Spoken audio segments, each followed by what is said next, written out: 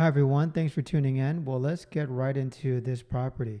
I'm going to review a strip center that is in, I think I saw it was, St. Cloud, which is the Osceola County, Kissimmee and MSA. Or wait, no, I apologize, Orlando MSA, and it's neighboring Kissimmee. So Mo's Place, I mean, right away when you look at it, it is a older type of strip center. A lot of units there, which is kind of nice, but I'm looking at the signs. I don't know if they're channel lettering or if they're just the old type that is, I forget what it's called, like box signs. I don't really like box signs, but a lot of times box signs are going to be cheaper for the tenants, but channel signs are the ones where it's very like 3D and it sticks out.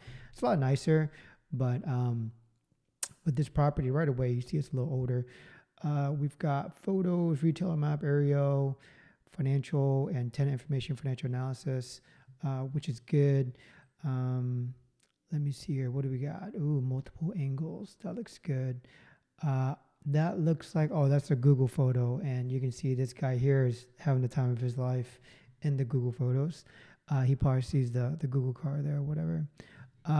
Steak and sub, vape shop, boost, tattoos. That looks like hair. Already the tenant mix is very questionable. You can see that the property looks like it's here. There's some land over here, but it's not shaded in. Like if this was land that was shaded into the deal, it would be shaded in this same orange with the dotted line. But the thing is that it's not shaded in, so you already know that this land is not included, which I would look to see who owns that piece of land. Sometimes it's owned by the same subject property owner. Sometimes it's owned by somebody else, but to be able to, assuming this building was in a location that you really liked and you wanted, owning the land next door to it, especially if it's vacant like that, would be very beneficial. I'm looking on here too, the ingress and egress here. It looks like, I can't tell if you can go in and out here or not, but even if it was over here, you can come out here and make a left, but you cannot come out and make a right, which not a deal breaker by any means, depending on the property, but if you can only make a right, but you can't make a left coming out, that's kind of a turnoff. I don't really like that very much because it makes it challenging in terms of a traffic pattern for people to get in and out of their business. So yeah, make sure you take note of that. Here's a retailer map. Our subject property is here. It shows that the Dunkin' Donuts, Dollar Tree is nearby. Sherwin-Williams, Enterprise. Let me see, Wawa. You got a Starbucks down here. It looks like it's about a mile or so, maybe a couple miles away. Publix is way over here. You've got, there's a few tenants I like to look for. Starbucks is one, Publix. I try to look for a Chick-fil-A. I try to look for a Chipotle if I can. The tenants here are okay. There's a Wawa there, which tells me that there's definitely some traffic in the area. I see a Family Dollar here and a Dollar Tree over here, and an Amscot and a Western Union. Those types of tenants tell you that the demographic is going to be lower income and that they are going to be frequent shoppers of that type of store. I think that those types of stores, they really give you a heads up of what's going on in the area. If you notice too, Western Union, Amscot, Dollar Tree, and Family Dollar is kind of on this west side of the map, whereas on this east side of the map, you've got the Starbucks and the Publix. Keep that in mind because a lot of times you'll see Publix, Starbucks, Chipotle, Chick-fil-A, they kind of stay in the same type of area because they are more of the higher income demographic type of tenant versus Family Dollar, the Western Unions and the Amscots and the what was that, the Dollar Tree, or what was the other one? Yeah, Dollar Tree. They are more lower income demographic driven. So, FYI, that tells you a little, kind of a lot about the area already. Yeah, moving on. More pictures. All right, here we go. 5.18 cap rate. Wow. I was not expecting that. I haven't looked at this yet, by the way. I try not to look at these until I make the video so you can see my total reaction. $1 million purchase price, 5.18% cap rate. I'm not a big fan of that. But right away, you don't want to judge a book by its cover right away because let's just say, and we'll dig into this in a bit, let's just say the market rent is like $20 a foot and these guys are paying like $10 a foot. You've got these are triple net rates, right? Market's $20 triple net. And net rents on this one right now is $10 triple net. You've got the opportunity to double the rent, so there could be possibility here. But then right away, I'm looking $22 or $220 a square foot. Looks kind of high for this particular property and area. I'm already kind of leaning towards a no, but I don't want to be too pessimistic. LTV, loan, loan interest rate. So they've got a loan interest rate on here. I wonder what that is. Oh, your down payment is $1,000,000. Cash flow after debt service is $51,000. Total return after principal yield on first year. So you're making 5% return. This is a little confusing because if it says that your cash flow after debt is 51,000, what's my debt? What is my debt? Where's my NOI? See, this doesn't look really right. I know these guys and they're super cool, super nice guys, but I don't know why you would have your NOI there and a cash flow after debt service as that. Because normally it's your NOI and then you'll have your debt service of whatever your loan payments are, unless one of those are reversed. So we're going to just skip this part right here. I am unsure what happened. So let's skip that for now. But let's look at the financial analysis. Okay, let me take a moment and say this, that the financial analysis, the cash flows, NOIs, all that, the information is only as good as the person preparing it and the person entering it in these packages.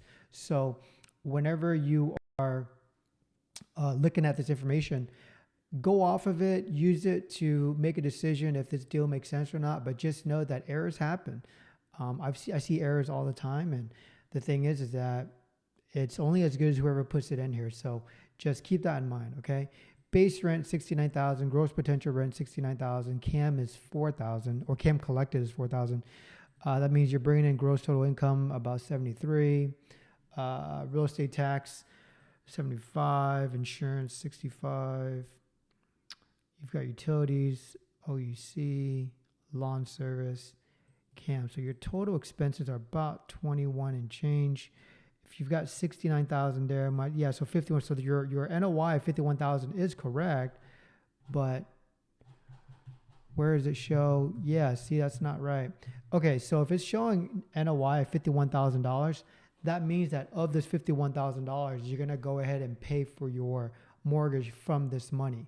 So right away, let me see here, for $1,000,000 right now, even if it was interest only, interest rate $70,000 a year, if interest rate was 7%, $1,000,000 loan, 7% interest rate, 7% interest rate, $70,000 a year, $1,000,000 loan, interest only. Already you're at $70,000 a year. You're already upside down. But let's just say if you bought this property for $500,000 and you're at 5%, which you're not at 5% here. I'm gonna do it right now. If that's 700,000 times 0.0, let's just say 7%, 35,000. So now you got 20,000. So there's some money to be made there, but the point I'm getting at is this. The NOI right here is $51,000. You have to deduct a debt service from this number. So your cash on cash return is not the 5% you saw above, unfortunately. It's going to be a lot less. I'm going to, here, let me look at something really quick. You've got modified gross rents. Sorry, that's my telephono. You've got modified gross rents, square footage at 1716 per square foot. Very interesting. Yeah, you've got very small units here, 13, so 41.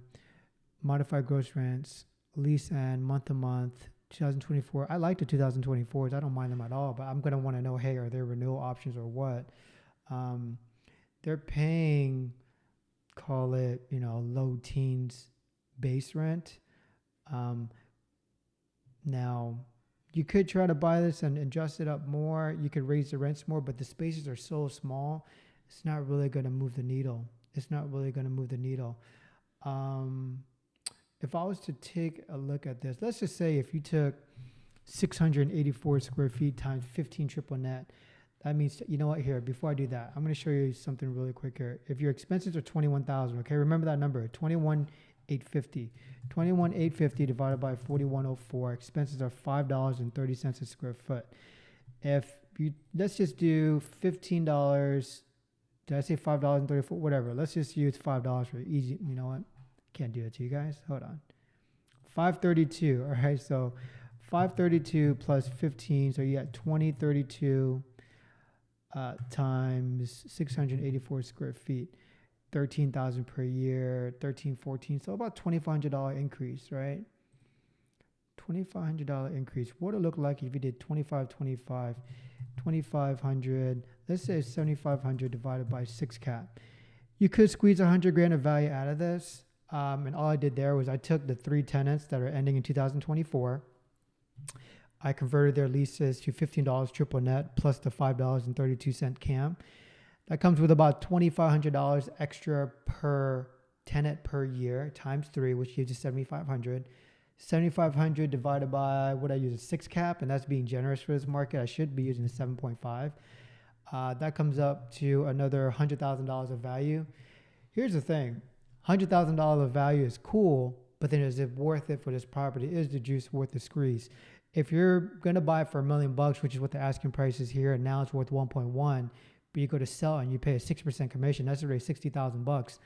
The juice isn't really there. If you go and you take it to the bank, try to do a cash out refinance, is the bank going to look at that? That's only a 10% bump before any expenses or anything else like that. It's just not all there. So for me, based on its asking price, I don't really like it too much. I don't like that as modified gross leases. At 51,000 NOI, I don't see you see up here, they've got a vacant space and there's a 0 there. That should be a 5% vacancy. So call it $3,500 right away, $3,500.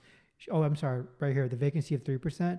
There should be about, let me see, probably more than that, probably 3,750 or so vacancy. I would use 5% here. It should go here to reduce the price. And then you got to make sure that the real estate taxes, that's going to be next year's real estate taxes post-sale. And then you've got the insurance as well. This needs to be updated as well. You see, whenever you've got gross leases, you got to be very careful of the expenses. The expenses will surprise you, and you've got a big expense liability. So this 51,000 of NOI, gosh, I mean, I might have to shave it down like 10 grand, just ballpark right now. And at 41,000 divided by even like a 7.5 cap, I mean, this property is not worth very much. It's not worth very much. Let's say I was being generous and I want to give it a 6 cap. I mean, it's worth like 700,000 or so. It's just not all there. And 700,000 is it $200 a foot roughly? Yeah, roughly 700,000, 4,104.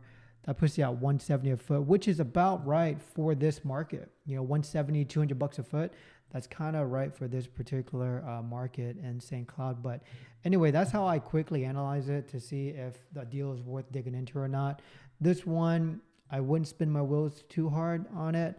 I don't like that these spaces are way too small. So any work that I do here, raising the rents, it's not going to move the needle very much. And I'd rather just be spending my time on properties with a little bit more juice. I'm not saying this property is too small. I actually like it that it's on the smaller side. But the thing is that it's just not worth the effort to go in there and go from $1 million purchase price and adding in 100,000. Even if for some reason you got it for, let's just say $600,000 and you were to pump up the value another $100,000, it's just, you got to see if it's worth your time or not. But let's say if it is worth your time, that's how you would do it. You would go in, buy it, let these 3 tenants here, 1, 2, and 3, let their leases run out, convert their leases to $15 triple net plus the CAM, and hope that these guys don't have options to renew. If they've got options to renew, then that's going to pump the brakes really hard on this deal. But if there are no options to renew, then you are in the clear. Thanks for watching. If you have any questions, feel free to ask. Let me know. I'm happy to help anytime. Okay, thanks. Bye.